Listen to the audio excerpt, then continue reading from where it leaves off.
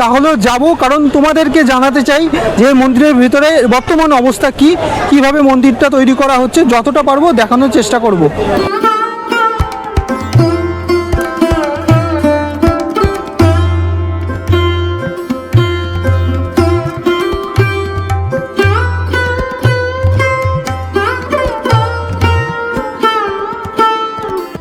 নদিয়ার মায়াপুর শুধু একটি তীর্থস্থান নয়, সারা পৃথিবীর কৃষ্ণ ভক্তদের কাছে এটি একটি বিশেষ পবিত্র স্থান। এখানে রয়েছে ইসকনের বিশাল মন্দির এবং আন্তর্জাতিক কেন্দ্র। সকাল থেকে রাত হরিনামের ধ্বনি, ভক্তদের ভিড় আর মন্দিরের অপরূপ সৌন্দর্যে মায়াপুর যেন সবসময় জীবন্ত। কিন্তু এই মন্দিরের পেছনে রয়েছে এক দীর্ঘ ইতিহাস, এক বিশাল স্বপ্ন ও লক্ষ লক্ষ মানুষের বিশ্বাস। আজ সেই মায়াপুরকে খুব কাছ থেকে দেখাবো। চলুন শুরু করি আমাদের মায়াপুরের যাত্রা। নমস্কার, সুপ্রভাত।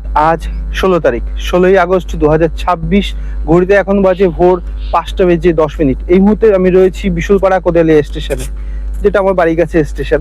এখান থেকে আজ আমি যাব মায়াপুরে। হ্যাঁ, নদিয়া জেলার মায়াপুরে যাব, যেখানে রয়েছে ইসকনের সব থেকে বড় চন্দ্রোদয় মন্দির। আর এই মায়াপুরের মন্দির ঘুরবো এবং মন্দিরের আশেপাশে সমস্ত জায়গায় ঘুরবো। একটা কৃষ্ণনগর 33432 বারাসাত শিয়ালদা লোকাল, যেটা 5:28 বিশুলপাড়া স্টেশনে আসবে। আর এখান থেকে দমদমে যেয়ে পৌঁছবে 5:43। আর শিয়ালদা থেকে 31815 6:10 ছাড়বে, আর দমদমে এসে পৌঁছবে 6:22। আমি ওই ট্রেনটা ধরবো। আর কৃষ্ণনগর যেয়ে পৌঁছাবে 8:43। যাত্রাপথে সময় লাগবে 2 ঘন্টা 48 মিনিট, এবং এটা কলকাতা থেকে কিন্তু 139 কিলোমিটার দূরে। তো এই টোটাল জার্নিটা তোমাদের সাথে শেয়ার করব, তাই ভিডিওর সাথে থেকো।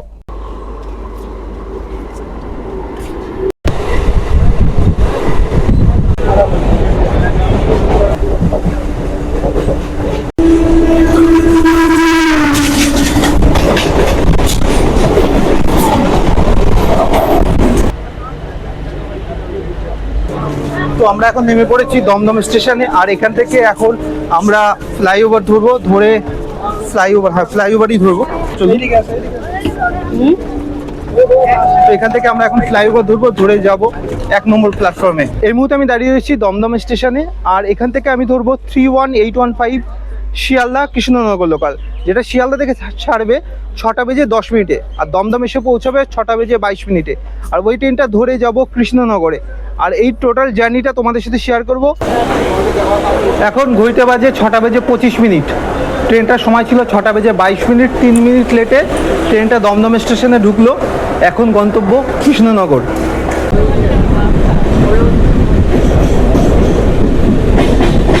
ট্রেনটা দেখতে পাচ্ছ মোটামুটি ফাঁকাই আছে। এরকম ফাঁকায় রবিবারের সকালে যদি মায়াপুর যেতে চাও, তাহলে এই ট্রেনটা তোমরা ভালোভাবেই ধরতে পারো। এই ট্রেনটা শিয়ালদা থেকে সকাল 6:10 ছাড়ে এবং 8:43 কৃষ্ণনগর গিয়ে পৌঁছায়। কৃষ্ণনগর পৌঁছানোর পর 102 কিলোমিটার পথ পার করে। এই 102 কিলোমিটার পথের মধ্যে পরে টোটাল 29টি স্টেশন। আমি সবকটা স্টেশন তোমাদেরকে দেখাবো না, দেখালে ভিডিওটা অনেক বড় হয়ে যাবে।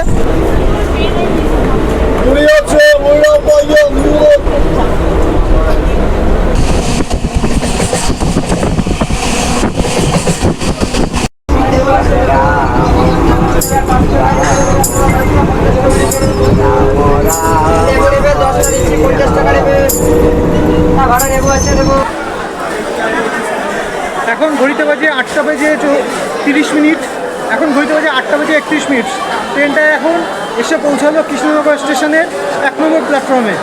এটা আসার কথা ছিল 8:34। প্রায় 3 থেকে 4 মিনিট ফার্স্ট ট্রেনটা পৌঁছে গেছে। তো এখন আমি এই কৃষ্ণনগরে পৌঁছে গেছি। তো এখান থেকে আগে খাবো, তারপরে এখান থেকে রওনা দেবো। এখন শ্রাবণ মাস চলছে। শ্রাবণ মাসের জন্য অনেক শরণার্থী যাচ্ছে জল ঢালতে, যার কারণে ভিড়টা অনেক বেশি আর গাড়ির সংখ্যা অনেক কম। সেই কারণে ফুলরঘাট, যেটা আগে 30 টাকা ভাড়া ছিল অটোতে, এখন হয়েছে সেটা 50 টাকা ভাড়া। আজকে রোববার, এমনি গাড়ি কম, তারপরেও ভাড়াটা অনেক বেশি। তাহলে কিছু করার নেই, যেতে তো হবেই।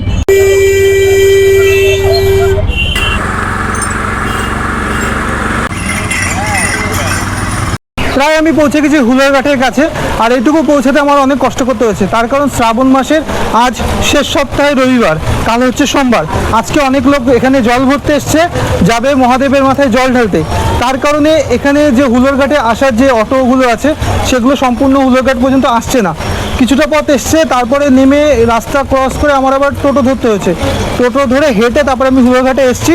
তো চলো, এই যে হুলারঘাট রয়েছে সামনে, যাই টিকিটটা কাটি, দেখি পার হওয়া যায় কিনা। তার মধ্যে এইরকম প্রচণ্ড পরিমাণে বৃষ্টি, জানি না কিভাবে পৌঁছাবো আর কিভাবে ভিডিও করব, তোমাদেরকে কিভাবে কি দেখাতে পারবো, কিন্তু সাথে থেকো।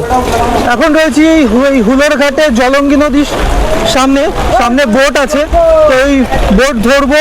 আজও পর্যন্ত 2026 সালের আগস্ট মাস, এখনও এই নৌকার ভাড়া মাত্র 3 টাকা। 3 টাকা এপার থেকে ওই পারে পৌঁছে দেবে। চলো যাই।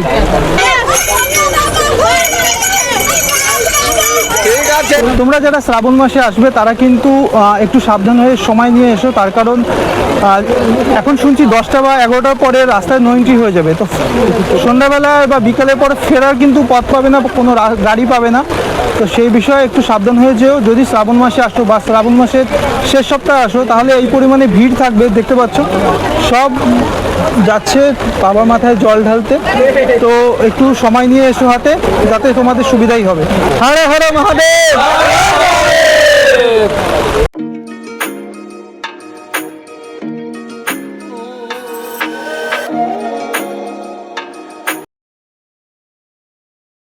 হচ্ছে মায়াপুরের 1 নম্বর গেট, পৌঁছে গেছি আমরা মায়াপুরে। দেখতেই পাচ্ছ কি লেভেলের ভিড়, কত ভিড়, এখানে প্রচুর পরিমাণে ভিড় রয়েছে। ভেতরে পৌঁছে গেছি। আমার পেছনে দেখছো অখণ্ড হরিকীর্তন, অখণ্ড হরিনামের জায়গাটা। এখানে রয়েছে অখণ্ড হরিনাম সংকীর্তনের জায়গা। এখানে 24 ঘন্টা ধরে হরিনাম হয়, এবং তার উল্টো দিকেই রয়েছে এখানে কিন্তু মহাপ্রসাদের টিকিট কাউন্টার। তো এই টিকিট কাউন্টার থেকে একটা কুপন কাটবো আজকে। এখানে রয়েছে গদা ভবনের টিকিট কাউন্টার। এখানে দুপুরের লাঞ্চ 80 টাকায় পাওয়া যায়, এছাড়া 150 টাকা একটা লাঞ্চ হয়। তো আমি 80 টাকার কুপনটা কাটবো, একটা 80 টাকার। যেটা খবর পেলাম 12টার মধ্যে আসলে তোমরা কুপন পেয়ে যাবে, আর 12টা থেকে 2টো পর্যন্ত লাঞ্চ দেওয়া হয়। মন্দিরে প্রবেশ করার পর এই মেন গেট থেকে ডান দিকের এই রাস্তাটা ধরে হেঁটে চললে তোমরা দেখতে পাবে প্রচুর এখানে দোকান রয়েছে। এই যে এখানে গোপীদের ড্রেস, এই যে গোপীদের ড্রেসের দোকান রয়েছে, এছাড়াও আরও প্রচুর দোকান রয়েছে। চলো এক এক করে ঘুরি।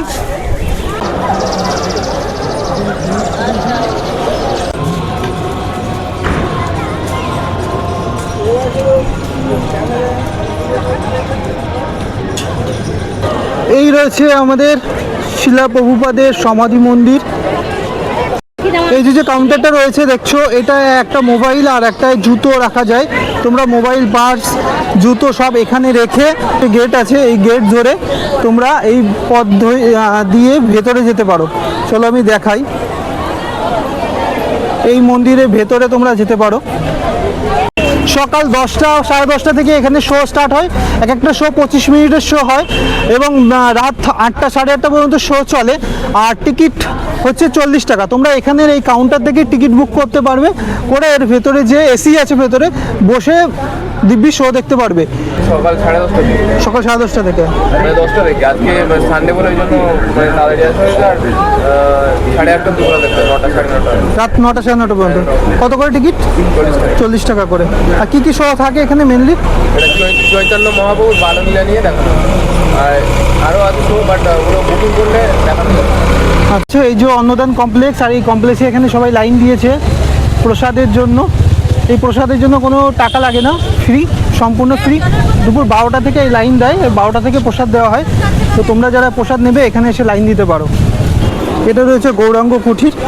এর ভেতরে 100 টাকায় কিন্তু তোমরা 4 জন থাকতে পারবে। এই যে ঘরগুলো দেখছো, এক একটা ঘর করা রয়েছে। এখানে কিন্তু তোমরা 100 টাকার মধ্যে 3-4 জন থাকতে পারো। অন্নদান কমপ্লেক্স থেকে হাঁটতে হাঁটতে আমি চলে যাচ্ছি এখন গোশালার দিকে। এই গোশালায় যাব। আমি আজকে এখানে এসেছি একা, আর একা যেহেতু এসেছি আর আজকেই চলে যাব, তাই আমি কোনো রুম বুক করছি না। আজকে ফিরে যাব, তাই কোনো রুমের ভিডিও আমি তোমাদেরকে দেখাতে পারছি না। শুধু আমি দেখালাম গৌরাঙ্গ কুঠিরটা। গৌরাঙ্গ কুঠিরে তোমরা এসে যদি একদিনের জন্য আসো তো ওটা বুক করে তোমরা থাকতে পারো, আর ওখানে কিছুক্ষণ রেস্ট নিয়ে ফ্রেশ হয়ে তোমরা আবার মন্দিরটা দর্শন করতে পারো। সব চলে আসবে। ছেড়ে দাও না।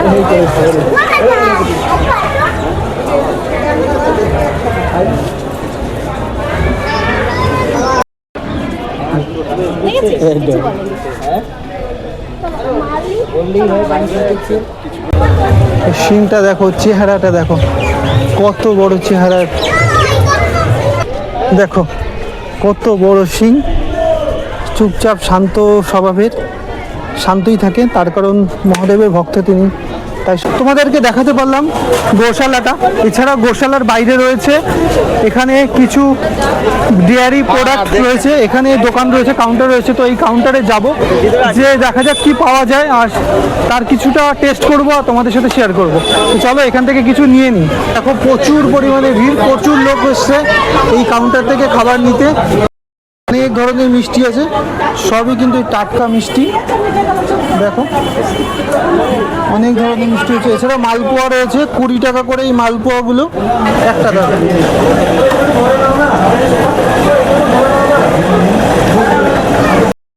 আমি গোশালা থেকে এই দইটা নিয়েছি। এই দইটা হচ্ছে 50 টাকা নিয়েছি, 1 গ্লাস দই, মিষ্টি দই। তো চলো এটা টেস্ট করি আর তোমাদেরকে জানাই এটা কেমন খেতে।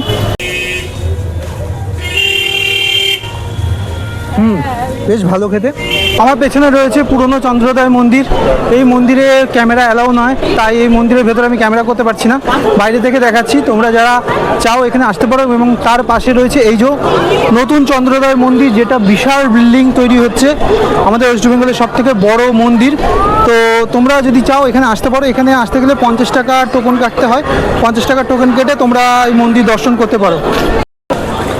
আমি 50 টাকার এই টোকেনটা ডোনেশন টোকেন কেটে নিয়েছি, যেটা এই বড় মন্দিরে যাওয়ার জন্য লাগে। 50 টাকা, 100 টাকা, 500 টাকা, 2000 টাকাও আছে। তো তোমরা যেরকম একটা খুশি ডোনেশন দিতে পারো, দিয়ে এরকম একটা টোকেন নেবে, নিয়ে এই মন্দিরে যেতে পারো। এখনও কোনো মূর্তি ওখানে প্রতিষ্ঠিত হয়নি, সেইভাবে কোনো ডেকোরেশন করা হয়নি। তাহলেও যাব, কারণ তোমাদেরকে জানাতে চাই যে মন্দিরের ভিতরে বর্তমান অবস্থা কী, কীভাবে মন্দিরটা তৈরি করা হচ্ছে, যতটা পারবো দেখানোর চেষ্টা করব। দুপুর 12টার সময় এই মন্দিরের গেট খোলে। তো তোমরা যদি মন্দিরে যেতে চাও দুপুর 12টার আগে টোকেন কেটে নেবে, নিয়ে এখানে লাইনে দাঁড়াবে। মন্দিরের পাশে এই কদম গাছের নিচে লাইনে দাঁড়াবে। এখান থেকে তোমরা মন্দিরের ভেতরে যেতে পারো। এছাড়া বিকেল 4টের সময় একবারে মন্দিরের গেট খোলে, তখন যেতে পারো। তো তখন যেতে গেলে তার আগে টোকেন কেটে দাঁড়িয়ে থাকতে হবে এখানে। তো বন্ধুরা, আমরা এখন ঢুকে পড়েছি এই বড় চন্দ্রোদয় মন্দিরের ভেতরে, বাউন্ডারির ভেতরে। এখন এর ভেতরে যাব, কিন্তু কিভাবে যাব সেটাই হচ্ছে বড় প্রশ্ন। তার কারণ বর্ষায় রাস্তার অবস্থা বেহাল। আর এদিক থেকে চলো ভেতরে ঢুকি। এই হচ্ছে মন্দিরের প্রবেশদ্বার। মন্দিরের বাইরে থেকে, ছাদের উপর থেকে তোমাদেরকে দেখাতে পাচ্ছি বাইরের দৃশ্যটা। এখানকার বাইরের দৃশ্যটা কেমন হতে পারে। চলো এবার ভেতরে যাই। ভেতরে যে দেখি, দেখেছো উপরের ফল সিলিংগুলো কীভাবে সুন্দর সোনালি কাজ দিয়ে করা হয়েছে। এই যে ভেতরটা পুরো গোল করে। আমরা যাব ভেতরে। এখানে পুরো কনস্ট্রাকশনের কাজ চলছে, এখনও ফুল দমে কাজ চলছে। চলো ভেতরে যাই এবার।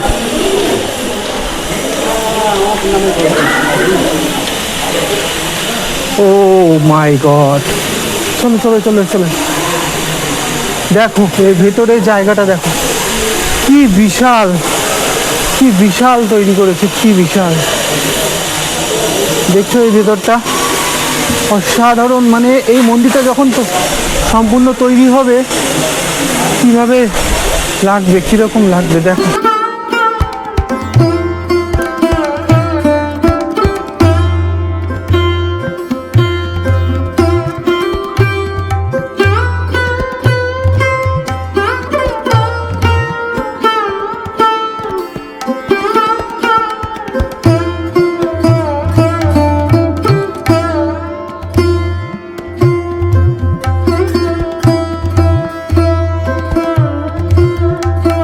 আমাদের রাজ্যে এমন একটা মন্দির হতে চলেছে যেটা কিন্তু ইতিহাসের পাতায় লেখা থাকবে। এই যে জায়গাটা দেখতে পাচ্ছ, বিশাল জায়গা।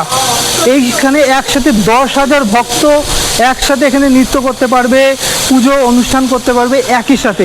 ভেতরের কারুকার্যটা দেখো, এখনও সম্পূর্ণ হয়নি, যেভাবে তৈরি করেছে অসাধারণ সৌন্দর্য। ভেতরে এত জায়গার দেখতে পাচ্ছে, বাইরে জানি না কি হবে। তো ভেতরের সৌন্দর্য কিন্তু আলাদাভাবে তৈরি করা, এক একটা পাথর এক একটা দেশ থেকে আনা হয়েছে। মানে অসাধারণ চিন্তা ভাবনা, অসাধারণ পরিকল্পনা নিয়ে এই মন্দিরটা। ভেতরে যখন কমপ্লিট হবে তোমরা চোখ ধাঁধিয়ে যাবে দেখে, চোখ ধাঁধিয়ে যাবে। তো এখন ঘড়িতে বাজে 12টা 21। তো এখন গীতা ভবনে যাব, গীতা ভবনে যে দুপুরের প্রসাদটা ওখান থেকে নেব। তো চলো এখন গীতা ভবনের দিকে এগিয়ে যাই।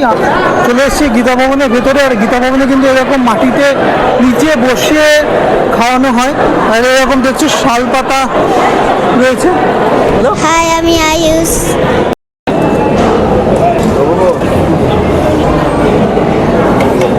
অল্প অল্প যত মন্দিরে খাবার খেয়েছি, এই ভগবানের মন্দিরে এসে এই খাবারের স্বাদ কিন্তু একদমই অন্যরকম লাগে। এবার দিয়েছে এই পায়েস, চলো পায়েসটা একবার টেস্ট করি।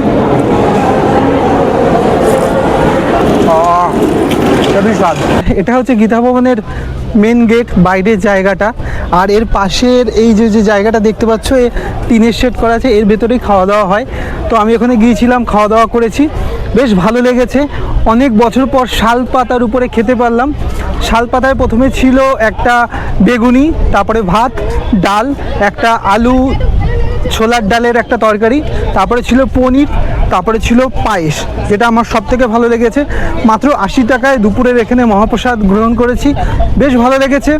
তো এখন একটু রেস্ট নেব, রেস্ট নিয়ে যাব সাইট সিন করতে। তো সাইট সিন করবো, ঘুরবো এবং এর বাইরের কয়েকটা জায়গা তোমাদেরকে দেখাবো, সাথে থেকো। আমরা এখন বাসে করে এসে পড়েছি শ্রী চৈতন্য মহাপ্রভুর জন্মস্থান ভিটে। এইটি রয়েছে সেই মন্দির, এই মন্দিরে যাব। চলো এই মন্দিরটা ঘুরিয়ে দেখাই তোমাদের। এইটা হচ্ছে তার জন্মস্থান ভিটে। এটা এখানে লেখাই আছে, দেখছো, শ্রী চৈতন্য মহাপ্রভু জন্মস্থান ভিটে। আর এই যে সেই বিশাল মন্দির। চলো এই জায়গাটা ঘুরবো, একটু ঘুরে তোমাদেরকে দেখাই। দেখতে পাবে এই যে একটা সুন্দর পুকুর রয়েছে, গৌরকুণ্ড লেখা আছে।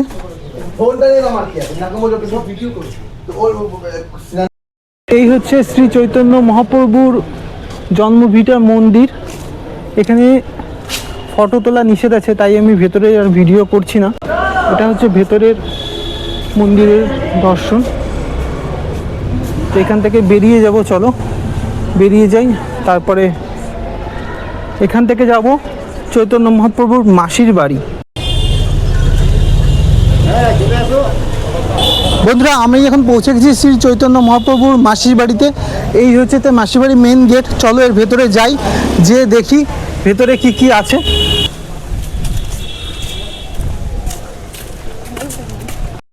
এটা হচ্ছে শিলা প্রভুপাদ সমাধি মন্দির। ভেতরে ক্যামেরা করা অ্যালাউ না, তাই দূর থেকে করে নিলাম। আর একটা সমাধি মন্দির, চলো এই মন্দিরটা একবার দর্শন করি।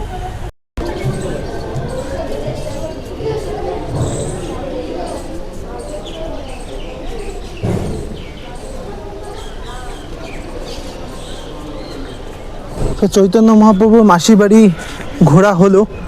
এখন আমরা এখান থেকে বেরিয়ে যাব, আর এখান থেকে যাব রাজা বল্লাল সেনের সেই বাড়িতে, যেটা প্রায় এখন ভগ্নপ্রায় অবস্থা।